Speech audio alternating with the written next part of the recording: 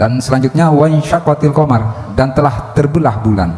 Di situ juga Allah memakai fi'il madhi, telah terbelah bulan. Dan di ayat kedua wa iyyalau ayatai yu'ridu wa yaqulu sihrum mustamir. Nah, di sini menunjukkan bahwa ini adalah sebuah fenomena yang luar biasa, tidak hanya sebuah cerita. Sehingga pada saat itu kaum musyrikin berpaling dan mengatakan ini sihir yang terus-menerus. Nah, makna secara hakikat telah terbelah bulan niku napa Gus?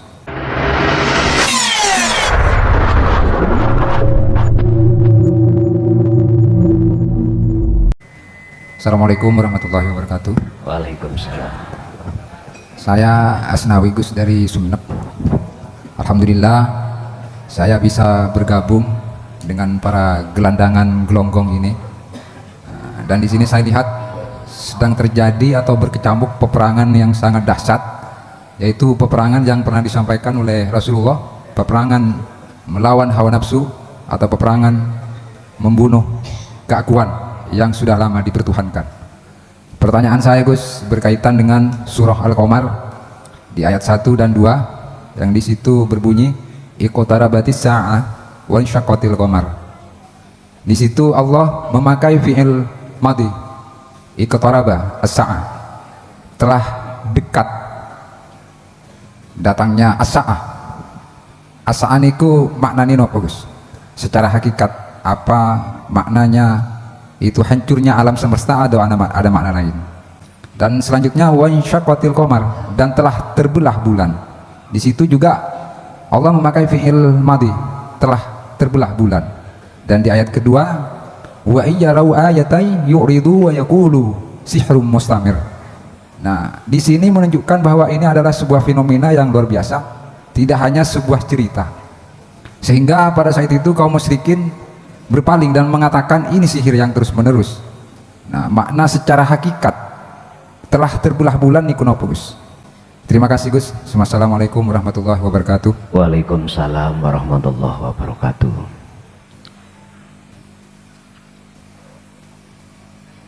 Di dalam surah Al-Qamar ayat 1 dan 2 bisa di Google langsung dibuka, muncul surat Al-Qamar gitu. Memang di antara beberapa wasiat baginda Rasul sebelum beliau wafat pernah sampaikan tentang masalah peperangan atau disebut sebagai apa? Perang yang besar, jihadul akbar, perang yang besar. Mengapa di sini dikatakan perang yang besar di tengah-tengah umatku? Karena musuh kita itu, kebanyakan kita itu tidak tahu.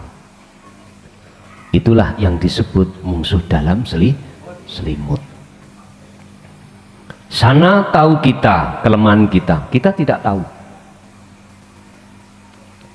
Jelas hadis ini ada kaitannya dengan bagaimana cara kau mengenal musuhmu. Sebab innahu aduwwum mubin, sak temene nafsu. Lakum kedue sira kabeh iku aduwun mungsuh mubinun kang nyoto. Letak nyatanya nafsu dalam diri kita sebagai mungsuh itu yang bagaimana? Ini kalau kita tidak membuka ilmu akhirat nggak akan bisa tahu. Sebab dulu kalau kita mengenal tentang nafsu itu Pak, yaitu kehendak perbuatan yang hanya bersifatkan maksiat. Nah gitu dah, maksiat. Sementara taat kebaikan itu kita tidak tahu kalau di situ telah bertengger nafsu dalam diri kita. Karena ilmu akhirat tidak dibuka. Hadis yang mengatakan jihadul akbar itu secara tidak langsung diwajibkan bagi umat untuk mempelajari ilmu tentang nafsu, ilmu tentang akhirat. Tapi sindiran itu kita sebagai umat banyak yang tidak peka. Tidak cukup disindir lewat hadis, gak cukup. Bahkan kita disindir juga lewat Al-Quran. Ketepatan yang berkenaan dengan pertanyaan dalam surat Al-Qamar ayat 1 dan 2 ini. Di situ ada kalimat as-sa'ah. Pandangan hakikat as-sa'ah itu apa? Iku akhirul amri, akhiri perkara. Nek cara syariat dino kiamat. Ada as-sa'ah itu diterjemahkan sebagai masa di mana sudah habis. Kita kalau bicara as-sa'ah bahasa syariah berarti bisa jadi as-sa'ah itu diartikan hari kiamat. Nah, ciri-ciri hari kiamat, semua selain Allah itu hancur. Makanya bahasanya memakai fi'il madhi, artinya sudah terjadi. Adakah sudah terjadi, sedang terjadi, mau terjadi. Bapak Ibu, as-sa'ah di sini Allah sengaja memakai makna telah. Artinya kemakrifatanmu itu akan terjadi setelah hancurnya perkara wujud selain Allah. Prosesnya begini, ketika Anda telah melaksanakan zikir nafi isbat, meniadakan wujud selain Allah, baru isbat menetapkan yang wujud hanya Allah. Aku, maksudnya aku. Setelah Anda meniadakan keakuan makhluk, maka isbatlah, muncullah, menetapkanlah akunya Allah. Inilah as-sa'ah. Kapan itu terjadi? Ya tergantung sekuat mana dzikirmu itu yang menancap di dalam hatimu. Barometernya ada di situ. Makanya bahasa Rasul ketika saat ditanya oleh salah satu sahabat, ya Rasul, kapan hari kiamat itu datang?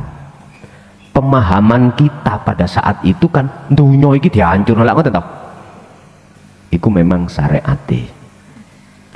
Rasul hanya memberikan tanda-tanda. Di akhir zaman itu dikasih tanda-tanda. Bahasa hakikat ini sudah bisa Anda tebak.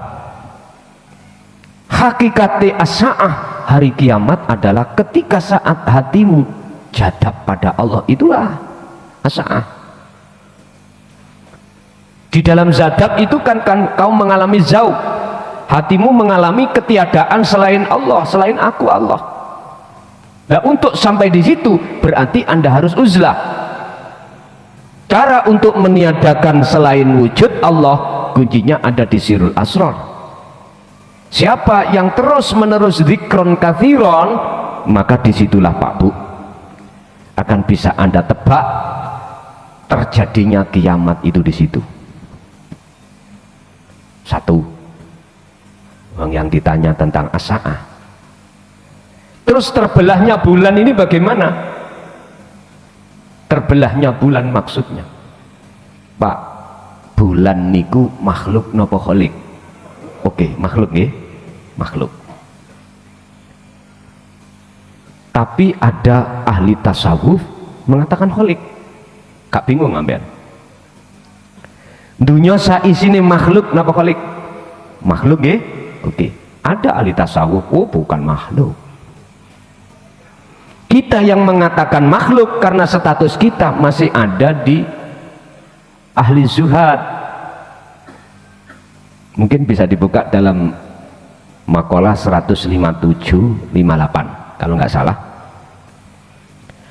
Ada dua golongan ketika saat beliau ini menghadapi pujaan masyarakat.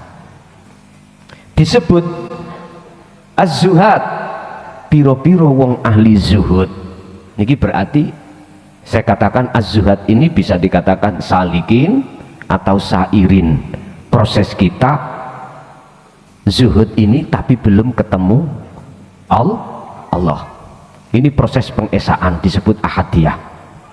Loh, ketika beliau itu menghadapi pujaan masyarakat, dia takut. Ini memang seperti ini, takut. Mengapa dia takut? Karena dia belum bisa memandang pujaan itu datangnya dari Allah. Dia masih memandang pujaan itu datangnya dari manusia.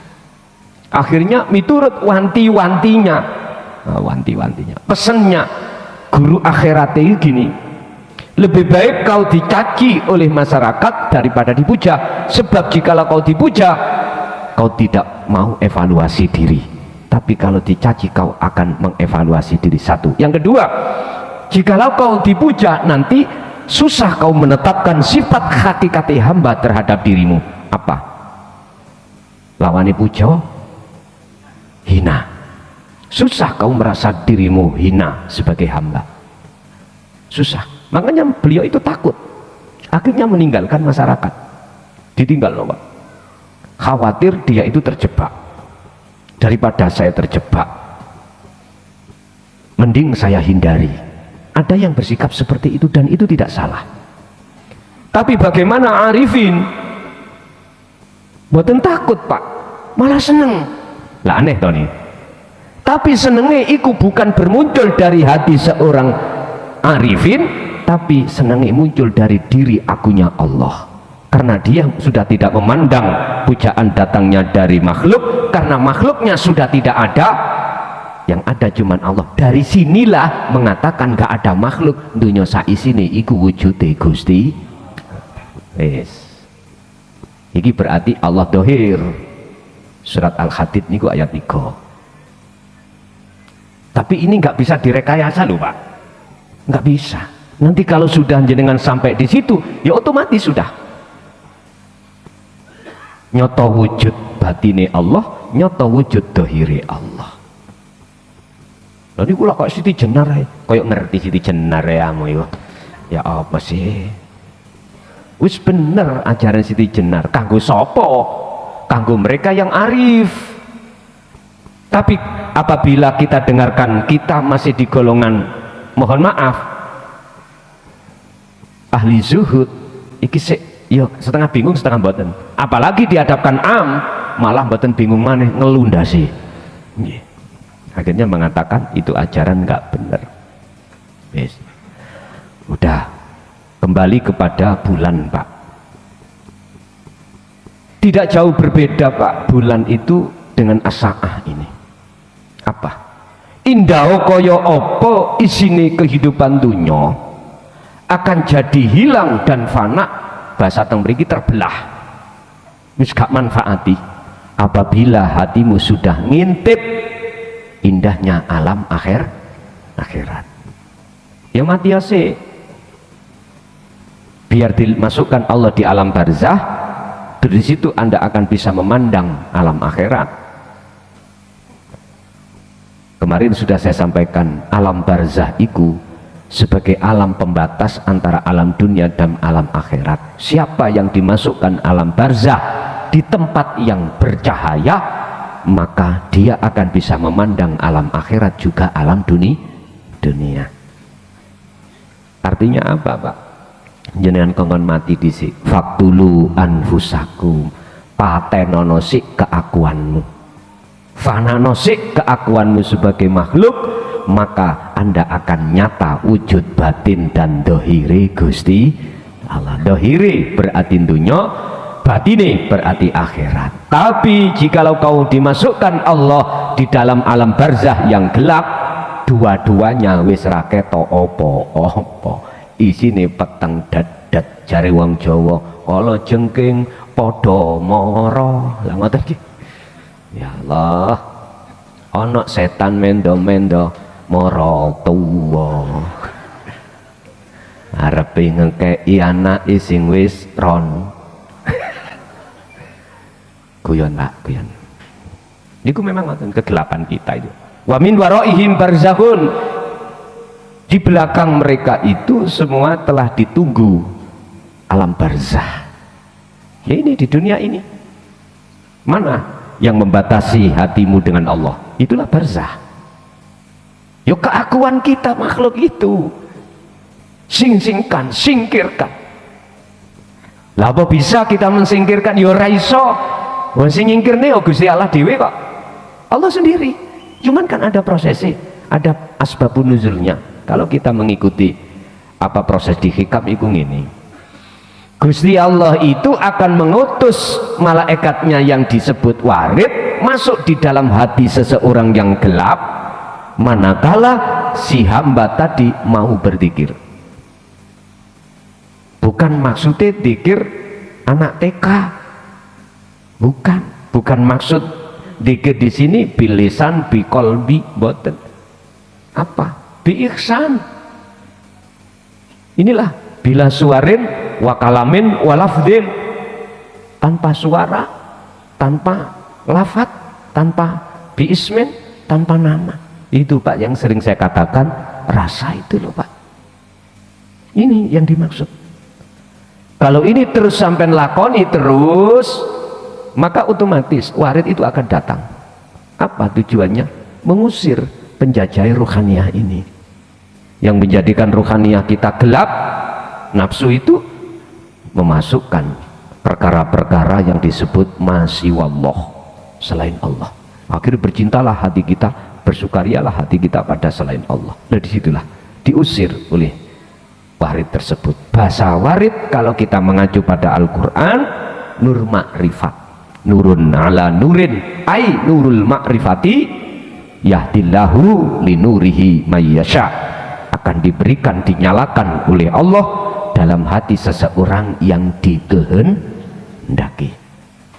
Mana yang dikehendaki? Yastami'unal qaula, dia tidak cukup mendengarkan dan beriman tentang masalah dinut tauhid, tapi fayat tabi'una ahsanahu, dia juga melaksanakan.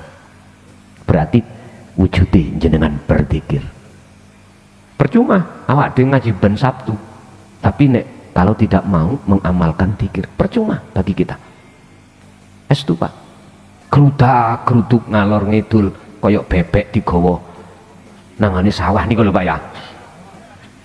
Percuma. Saya katakan percuma manakala itu tidak jenengan praktek dalam bentuk zikir sehari-hari. Al ilmu bila amalin kasajarin bila thamarin. Pak tani itu tidak akan pernah mendapatkan namanya buah dari sebuah padi atau jagung manakala Pak tani itu tidak mau menemukan antara biji dengan tanah. Biji saya katakan ilmu, tanah prakteknya ini. Ilmu dengan amal jadikan satu, kawinkanlah, biar ini nanti memuncul buah. Apa buah? Makrifat pada Allah. Hilangnya perkara selain Allah, munculnya wujud Allah kang sejati. Jadi maksud daripada bulan telah dibelah niki tatkala jenengan ini estu betul-betul melanggengkan zikir jenengan, maka masyaallah perkara selain Allah yang sudah masuk di dalam hati kita pasti Allah hilangkan sendiri. Bukan kita yang menghilangkan, tapi Allah itu sendiri.